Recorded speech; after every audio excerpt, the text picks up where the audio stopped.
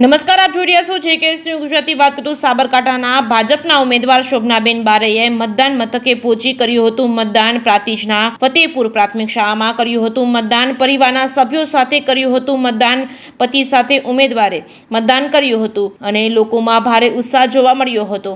JKS news Gujarati સાથે અશોક નાઈ, સાબરકાંઠા. બેન, આજે તમે તમારા મતાધિકારનો ઉપયોગ કર્યો છે. એક ઉમેદવાર તરીકે આજે તમે પોતાનો જ મત પોતાને આપ્યો છે, શું કહેશો?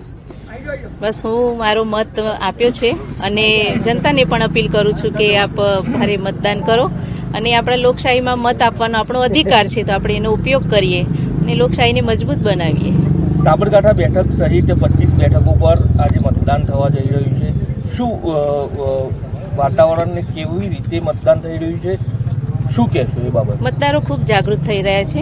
આપ જોઈ શકો છો કે સવારથી જ મોટી લાઈનો છે, મતદારો મત આપવા માટે આવી રહ્યા છે, એટલે મતદાન જાગૃતિ દેખાઈ રહી છે. આજે તમે ક્યાં મતદાન કર્યું? જીતનો વિશ્વાસ છે? આજે મેં વડીલોના આશીર્વાદ લઈને અને મારા વતન ફતેપુરમાં મતદાન કર્યું છે. જીતનો વિશ્વાસ 100% છે.